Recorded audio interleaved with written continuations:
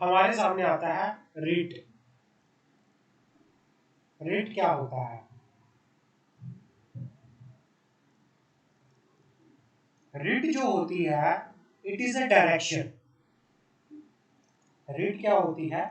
Direction होती है, जो कि फंडामेंटल राइट को एनफोर्स करने के लिए, जो कि ये डायरेक्शन होती है issue by the supreme court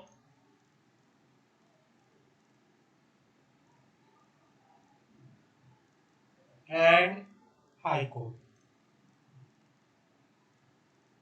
high court to enforce the fundamental right. मान लो किसी का फंडामेंटल राइट वोलेट हो रहा है, किसी पर्सन का फंडामेंटल राइट वोलेट हो रहा है, तो वो क्या कर सकता है? सुप्रीम कोर्ट के पास जाके अंडर आर्टिकल 32 या फिर हाई कोर्ट के पास जाके अंडर आर्टिकल 226 में वो क्या कर सकता है? अपने आप को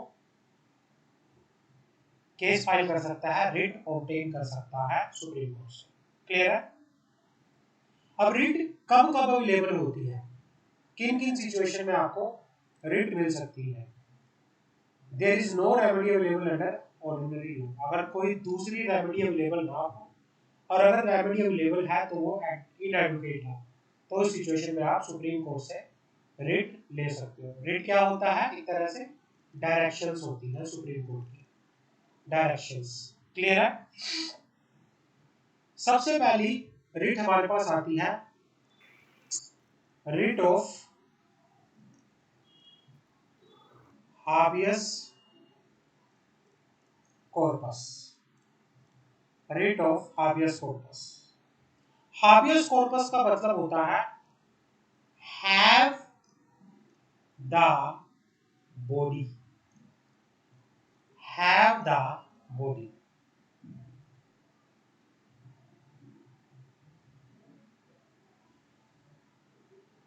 हैव द बॉडी का मतलब ये होता है कि भाई अगर किसी भी पर्सन को, इस रिट के अंदर क्या होता है, अगर किसी भी पर्सन को क्या कर लिया गया है? डिटेन कर लिया गया है, पकड़ लिया गया है, कस्टडी में डाल दिया गया है, तो उस सिचुएशन में क्या होगा? The writ of habeas corpus is in nature of order. ये हाबियस कॉर्पस एक तरह का वो ऑर्डर होता है जिसमें कॉलिंग अपॉन द पर्सन, उस पर्सन को बुलाया जाता है। रिट ऑफ हाबियस कॉर्पस के अंदर कोर्ट में उस पर्सन को बुलाया जाता है जिसको क्या कर लिया गया है? हु हैज डिटेन अनदर, जिसने दूसरे पर्सन को अपनी कस्टडी में रखा हुआ है। समझ आ गई? मान लो पुलिस ने, कोई पुलिस इंस्पेक्टर था, उसने किसी पर्सन को पकड़ लिया किसी पर्सन को। अब क्या होगा? कोर्ट के अंदर हियरिंग होगी, कोर्ट हाबियस कॉर्पस इशू कर सकता है। वो कह सकता है कि भाई जिस पर्सन को आपने अपनी कैद में, अपनी कस्टडी में रखा हुआ है, उसको क्या करो? प्रोड्यूस करो, पेश करो कोर्ट के सामने। In order to let the court know, यह जानने के लिए, किस पर्पस के लिए कोर्ट उसको बुलाती है? ये वो रीजन जानने के लिए कि किस रीजन की वजह से उसको कस्टडी में डाला गया है। अगर वहां पे कोई लीगल रीजन नहीं मिला, कोई लीगल जस्टिफिकेशन नहीं मिला, तो उसको फ्री कर दिया जाएगा, छोड़ दिया जाएगा। This writ of habeas corpus is a remedy available to person who is confined without legal justification.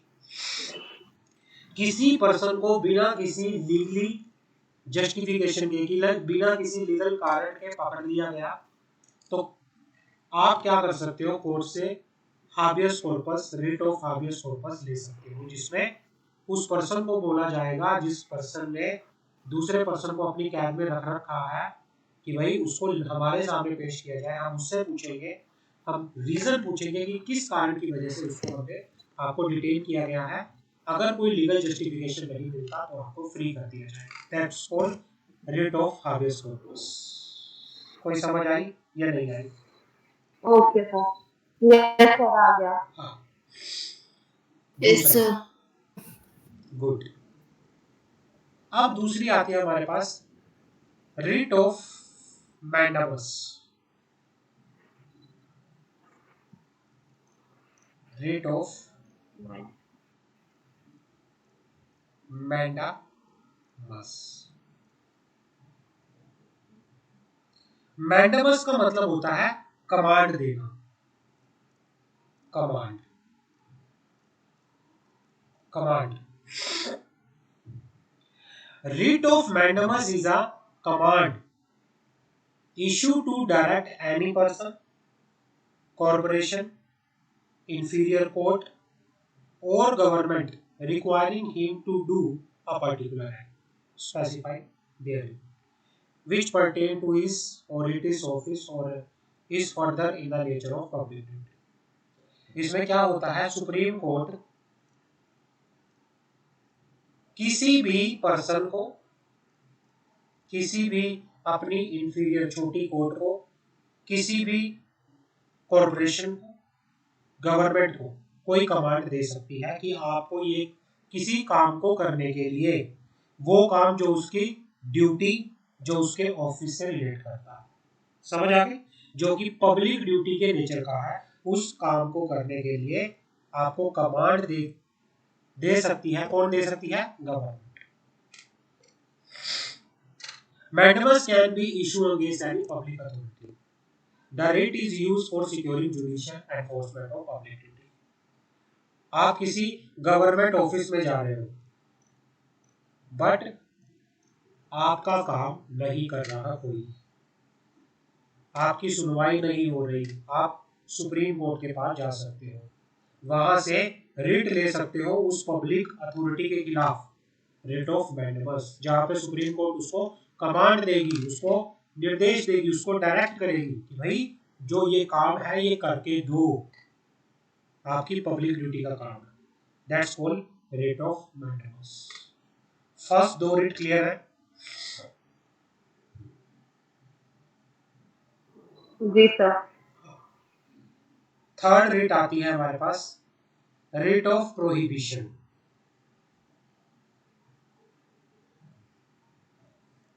Writ of prohibition. जो ये रिट ऑफ प्रोहिबिशन होती है, ये किसको इशू की जाती है? ये इंफीरियर कोर्ट, छोटी कोर्ट जो होती है, मान लो हाई कोर्ट से नीचे डिस्ट्रिक्ट कोर्ट है, तो हाई कोर्ट डिस्ट्रिक्ट कोर्ट को रिट ऑफ प्रोहिबिशन इशू कर सकता है। किस पर्पस के लिए? उसको रोकने के लिए। अगर कोई छोटी कोर्ट, अगर कोई ट्रिब्यूनल या कोई कोर्ट अपनी जुरिडिक्शन से बाहर जाके, अपनी अथॉरिटी से बाहर जाके कोई काम कर रहा है, कोई केस की ट्रायल कर रहा है, वो उसकी अथॉरिटी में केस आता ही नहीं है लेकिन वो उसको सुन रहा है, तो वहां पर उसके खिलाफ क्या ली जा सकती है? रिट ऑफ प्रोहिबिशन ली जा सकती है। हर एक कोर्ट की अथॉरिटी होती है, हर एक कोर्ट की एक सीमा होती है, जुडिक्शंस होती है, जिसमें अगर एनसीएलटी है तो एनसीएलटी मेजरली कंपनी लॉ के मैटर सुनेगी, वो कोई दूसरे मैटर नहीं सुन सकती। अगर एनसीएलटी कोई दूसरे मैटर सुन रही है तो आप सुप्रीम कोर्ट से रिट ऑफ प्रोहिबिशन ले सकते हो। क्लियर है? Yes sir. A writ of prohibition is issued to a inferior court, preventing the later मतलब inferior court from usurping jurisdiction which is not legally vested in it. Where a tribunal act without or in excess of jurisdiction or in violation of rules or law, a writ of prohibition can be asked for it. It is generally issued before the trial of the court case. It is available only against judicial or quasi-judicial authority and is not available against the public officer. ये जो writ available होती है ये सिर्फ जो courts होती है, जो क्वाजी जुडिशियल कोर्ट होती है, जो छोटी कोर्ट होती है, उनके अगेंस्ट इशू की जा सकती है। क्लियर है?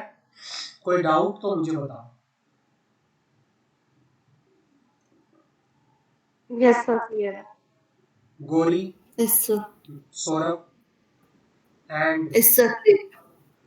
मंशा, ओके। क्लियर है सर। क्लियर है sir. Now writ of certiorari, writ of certiorari क्या होता है?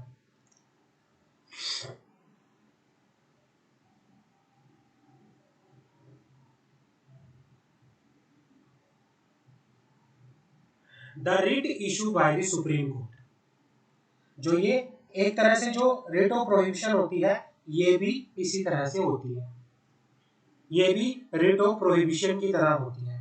इसमें क्या होता है? The writ is issued by the supreme court and higher court to inferior court forbidding the latter to continue proceeding in excess of its jurisdiction, जिसमें inferior court को बोला जाता है कि आप वो सारी प्रोसीडिंग क्या करोगे? फॉरबिड करोगे, प्रोहिबिटेड कर दोगे, रोक दोगे जो आप अपनी जुडिक्शन से बाहर जाके कर रहे हो। क्लियर है? All court can issue the writ of certiorari throughout their territorial jurisdiction when the subordinate judicial authority act without or in excess of jurisdiction or in contravention of rule of natural justice, commit an apparent on the commit an error apparent on the face of the record. Although the objective of both the writ of prohibition and certiorari is same, prohibition is available to at an earlier stage. There are certiorari is available at later stage. Sir prohibition कब लगती है? ये earlier stage पे लगती है कि भाई अभी प्रोसीडिंग शुरू नहीं हुई, हो सकती है उससे पहले ही रोक दो।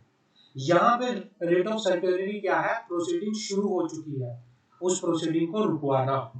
समझ आ गई? वैसे दोनों सेम है, लेकिन कोई केस अगर स्टार्ट नहीं हुआ तो कौन सी रेट लगेगी? सुबॉर्डिनेट कोर्ट को रोकने के लिए अगर केस की प्रोसीडिंग स्टार्ट नहीं हुई तो कौन सी रेट लगेगी?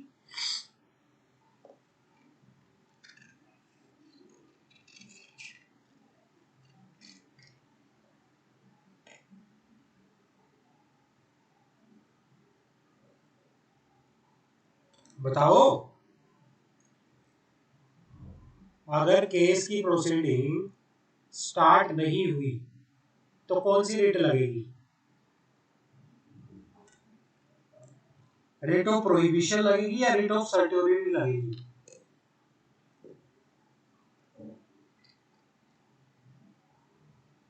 गौरी,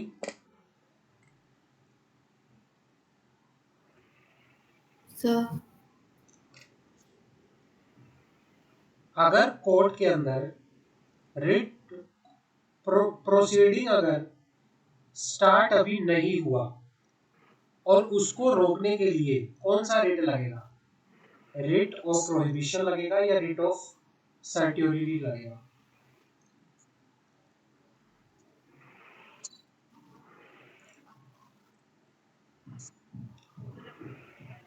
प्रोहिबिशन।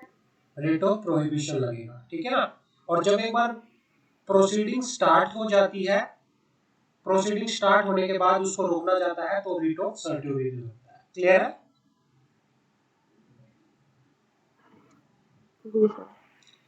अब लास्ट ये चारों रेट क्लियर हो चुकी हैं आप लोगों को? चार रेट जो अभी तक बताई, जो habeas corpus, mandamus, prohibition, clear है? Yes sir. Now last writ of quo warranto.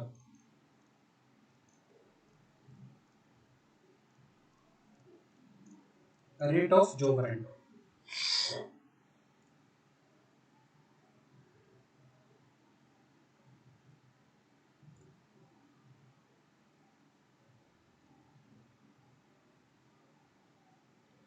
मान लो under this the holder of the office has to show to the court under what authority he hold the office. मान लो कोई public office था, वहां पर कोई ऑफिसर अपॉइंट हुआ, लेकिन उसके अगेंस्ट कोई केस फाइल हो गया कि इसके पास अथॉरिटी नहीं है इस ऑफिस में बैठने की।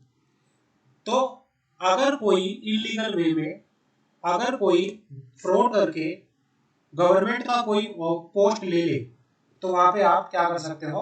रेट ऑफ जोवरेंटो ले सकते हो। तो वहां पे कोर्ट आपसे पूछ सकती है कि भाई आपको किस अथॉरिटी, अंडर व्हाट अथॉरिटी आपको ये ऑफिस जो है मिला है। द ऑफिस जो है इस सिचुएशन में इट इज इशू, तो रिट ऑफ जो वारंटो कब इशू की जाती है, the office is of public and of a substantive nature and it is created by the statute और by the constitution itself. The respondent has assert his claim to the office. और किसी ने claim किया है कि भाई, अगर किसी ने क्लेम किया है कि ये ऑफिस जो है, इस ऑफिस में इस पर्सन की पोस्ट नहीं है, तो उसके खिलाफ क्या की जा सकती है, रिट ऑफ जो वारंटो इशू की जा सकती है। क्लियर है?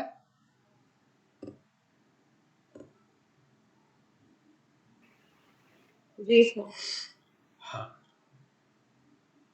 यहां तक किसी का कोई डाउट? रिट के अंदर किसी का कोई डाउट? No sir. हाँ, आगे बढ़े। Yes, sir. अब हमारे पास आता है जी सर। नाउ, अब हमारे पास आता है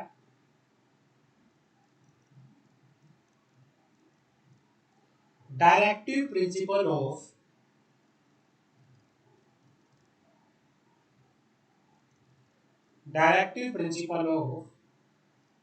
स्टेट पॉलिसी।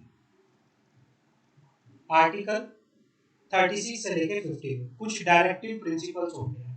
ये डायरेक्टिव प्रिंसिपल्स किनके लिए होते हैं? गवर्नमेंट के लिए होते हैं, कि गवर्नमेंट किस तरह से कंट्री को लीड करेगी। डायरेक्टिव जो गाइडलाइंस होती हैं, ये गवर्नमेंट के लिए बनाई जाती है कि गवर्नमेंट किस तरह से एक कंट्री को लीड करेगी। और कौन कौन से डायरेक्टिव प्रिंसिपल है? सब important directive principle are elaborated below. State to secure a social order for the promotion of welfare of the people. जो गवर्नमेंट है वो क्या करेगी, एक सोशल ऑर्डर को सिक्योर करेगी, जिससे क्या किया जा सके, लोगों के वेलफेयर को प्रमोट किया जा सके। The state must strive to promote welfare of the people. जो स्टेट है must strive to promote the welfare of the people. The state must take step to organise the village panchayat.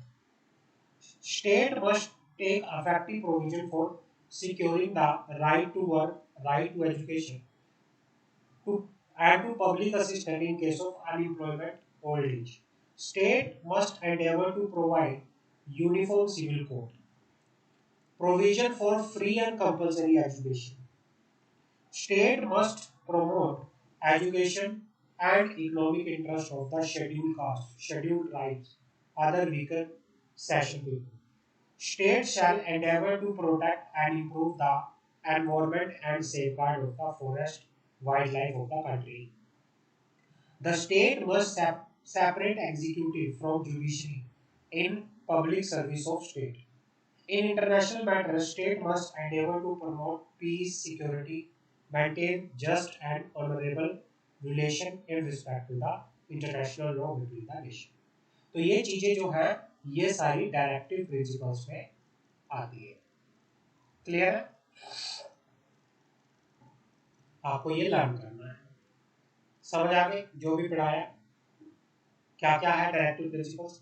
इसमें government के बारे में बता रखा है कि गवर्नमेंट किस तरह से कंट्री को लीड करेगी। तो कंट्री को लीड करने के लिए उसे एक डायरेक्टिव गाइडलाइंस बता रखी है, आप लोगों को ये चीजें फॉलो करनी है। समझ आ गई?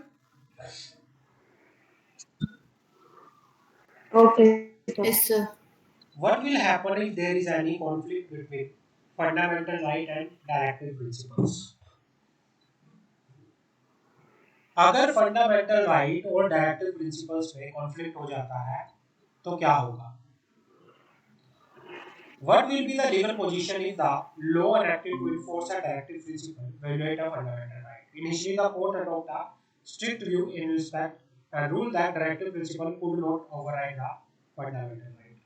पहले ये बोला गया, पहले इनिशियली ये बोला गया कि जो डायरेक्टिव प्रिंसिपल्स है वो फंडामेंटल राइट को ओवरराइड नहीं करेंगे, and in case of conflict between the two, fundamental right would prevail over the directive principle. और ये बोला गया कि अगर कॉन्फ्लिक्ट होता है फंडामेंटल राइट में और डायरेक्टिव प्रिंसिपल में तो फंडामेंटल राइट जो है प्रिवेल करेंगी। क्लियर है? फिर क्या हुआ, when the matter Yes, come sir. Before the supreme Court, एक केस आया था state of Madras versus Champakam Dorairajan, where the validity of government order alleged to make to give effect to a directive principle was challenged as to be violate of fundamental right. Supreme Court made a observation. Supreme Court ने observation दी, जहां पर क्या हुआ इस case में कि भाई directive principle जो गवर्नमेंट ने बनाए उसमें क्या क्लेम किया गया, उसमें ये बोला गया कि भाई ये डायरेक्टिव प्रिंसिपल जो है फंडामेंटल राइट को वायलेट कर रहे हैं। तो सुप्रीम कोर्ट ने इसमें क्या अपना ऑब्जर्वेशन दिया, directive principle of state policy have to confer and to run as subsidiary of chapter of fundamental right. Supreme Court ने बोला कि जो डायरेक्टिव प्रिंसिपल है स्टेट पॉलिसी के वो क्या करेंगे, has to confirm and run as a subsidiary of the chapter of fundamental right. हमेशा डायरेक्टिव फंडामेंटल राइट ऊपर होंगे और डायरेक्टिव प्रिंसिपल्स उनकी सब्सिडियरी की तरह काम करेंगे। However, insertion of Article 31C lead to a different legal situation, as it provides that if law is passed to give effect any directive principle, it cannot be even if violate the fundamental right under Article 14 or Article 9, it cannot be challenged. ये कहना चाह रहा है कि बाद में क्या हुआ, एक आर्टिकल 31C को इंसर्ट किया गया और उसमें ये बोला गया कि अगर किसी डायरेक्टिव प्रिंसिपल्स के रिगार्डिंग कोई भी लॉ पास किया गया और उसको चैलेंज नहीं किया जाएगा, ये कह के कि ये वायलेट कर रहा है किसको, फंडामेंटल राइट को under article 14 and 19। Under article 14 और 19 में फंडामेंटल राइट जो भी बता रखे हैं, अगर उनको वायलेट कर रहा है डायरेक्टिव प्रिंसिपल का लॉ तब भी उसको चैलेंज नहीं किया जाएगा एज पर आर्टिकल 31C के अकॉर्डिंगली। क्लियर है?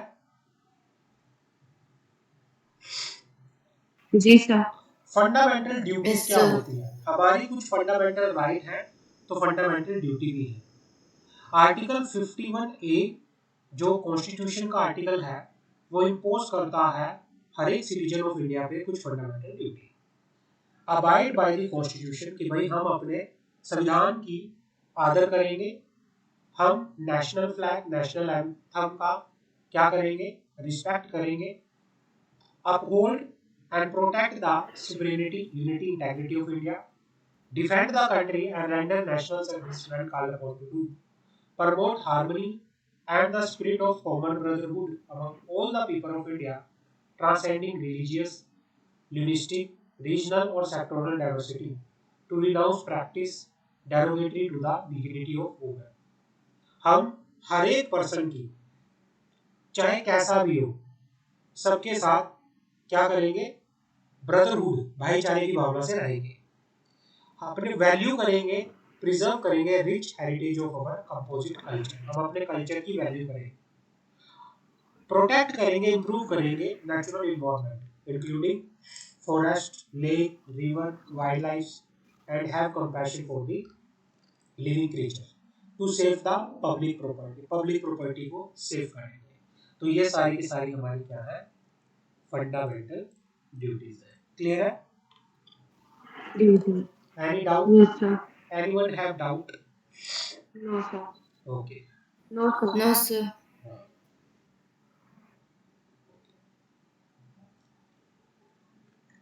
डेलीगेटेड लेजिस्लेशन क्या होता है? Delegated legislation, delegated legislation means legislation by the authority other then legislation, where the format acting on the express delegated authority and power from the latter। ये कहना चाह रहा है डेलीगेटेड लेजिस्लेशन वो लेजिस्लेशन है जो अथॉरिटीज के द्वारा बनाए गए होते हैं, जिनकी पावर उन्हें किससे डेलीगेट की गई है, लेजिस्लेचर के द्वारा डेलीगेट की गई है। जब लेजिस्लेचर, व्हेन लेजिस्लेचर डेलीगेट कर देता है power to administration to make any law, उसको बोला जाता है delegated legislation. Parliament and state legislature has the exclusive legislative power which can be exercised by them. Increasing complexity of modern administration have made it necessary for the legislation to delegate its power. लेकिन आज के time पे क्या है, complexity इतनी हो गई है, तो administration, complexity of modern administration have made it necessary for the legislation to delegate its power. तो legislation पार्लियामेंट के पास और स्टेट लेजिस्लेशन के पास अब क्या है, नेसेसरी हो चुका है, क्योंकि वो अपनी पावर एडमिनिस्ट्रेशन को क्या कर सकते हैं, डेलीगेट कर सकते हैं। समझ आ गए, क्लियर है? रीजन क्या है पावर डेलीगेट करने के?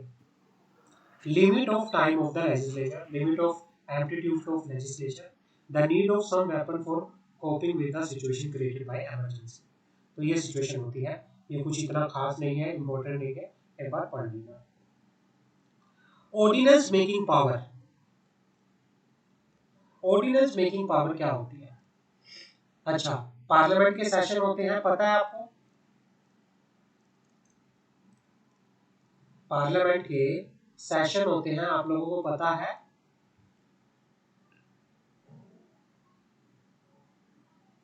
मंशा, Gauri, Yes, sir. Yes, sir. Lok Sabha, Rajya Sabha का सेशन होता है, summer session, winter Yes, sir. Session, Upper house and lower house. Monsoon session होता है ना, जिसमें वो बातचीत Yes, sir. करते हैं, जिसमें कोई भी बिल पास होता है, कोई भी एक्ट बनता है। लेकिन कई बार क्या होता है, काफी इमरजेंसी सिचुएशन अराइज हो जाती है,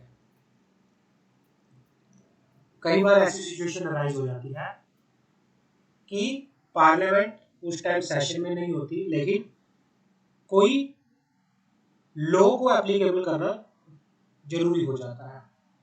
तो उस टाइम पे प्रेसिडेंट ऑफ इंडिया, अगर इंडिया के अंदर, पूरे इंडिया के अंदर इमरजेंसी देखो देखते हुए कोई लॉ एप्लीकेबल करना है, तो ऑर्डिनेंस पास करके प्रेसिडेंट के पास पावर है, वो कर सकता है। अगर किसी स्टेट में इमरजेंसी अराइज हो गई है, तो उस सिचुएशन में गवर्नर जो है ऑर्डिनेंस पास करके क्या कर सकता है, वहां पे लॉ एप्लीकेबल कर सकता है। क्लियर है? Any doubt? अब बिल्कुल सेम है, एक बार मैं आपको प्रेसिडेंट वाला पढ़ा दूंगा, गवर्नर वाला बिल्कुल same. No, sir. Independent power of the president to legislate by ordinance has the following peculiarities and conditions. It may relate to any subject in respect of which parliament has a right to legislate and is subject to the same constitutional limitation as legislation of the parliament. It may relate to subject in respect of which parliament has a right to legislate. ये किसी भी उस subject से related होना चाहिए जिसमें parliament के पास power है लॉ बनाने की। He must be satisfied that the circumstances exist which will render it necessary to take immediate action. कोई इमरजेंसी अराइज हो सकती है जिसकी वजह से क्या है, ये डिसीजन लेना पड़ रहा है प्रेसिडेंट को। President can do it only if parliament not functioning. President तभी ऑर्डिनेंस बना सकता है जब पार्लियामेंट सेशन में नहीं होती। The power is to exercise by the president on the advice of his council minister. और जो ये पावर है, ये प्रेसिडेंट काउंसिल मिनिस्टर की एडवाइस से करेगा। Ordinance must be laid before the parliament when it reassemble and shall automatically cease to have effect at expiration of 6 weeks from the date of reassembly or before resolution has been passed. और जो ये ordinance है, इसको फिर present किया जाएगा बाद में जब भी पार्लियामेंट रीअसेंबल होगी, और इसको फिर क्या कर दिया जाएगा, इसके इफेक्ट को सीज कर दिया जाएगा, या तो रीअसेंबली के 6 वीक के एक्सपायर होने के अंदर अंदर, या फिर जो ऑर्डिनेंस के रिगार्डिंग जो रेजोल्यूशन पास हुआ है पार्लियामेंट में, उसमें इसको क्या कर दिया जाएगा, सीज कर दिया जाएगा, इसको खत्म कर दिया जाएगा इफेक्ट को। क्लियर है? और सेम गवर्नर के लिए भी है। तो ये